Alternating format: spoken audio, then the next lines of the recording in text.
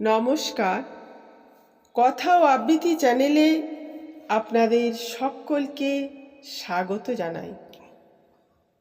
আজ অনেক দিন পর একটি ছোট্ট কবিতা আপনাদের সামনে পাঠ করতে চলেছি।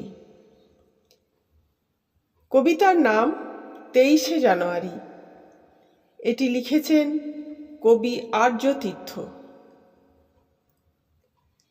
ধর্ম যখন সর্বনাশা, নকল কানো বিস্ফলা, কর্ম যখন তাবেদারি, সময় যখন নিষ্ফলা, আপোষ যখন ঢুকে গেছে নিত্য দিনের অভ্যাসে, এমনতর আধার কালে সুভাষ বোসের মুখ ভাসে। বেদির ওপর মূর্তি গড়ে গদগদ ভাষণে আমরা বাঁধি নেতাজিকে পুজোর অনুশাসনে।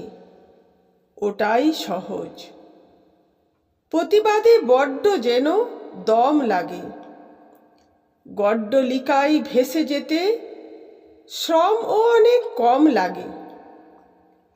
থামাবে কোন শত্রু বলো বাঁধন ভাঙা বন্যাকে? নিজের পথে যাওয়ার যদি ধনুর ভাঙা পন্থাকে। সুভাষ তোমার জন্মদিনে বিধির কাছে ভিক্ষে চাই, আর কিছু না, যেন অমন স্বপ্ন দেখার সাহস পাই। আজ এইটুকুই, তাই সকলকে নমস্কার জানিয়ে এখানেই শেষ করলাম।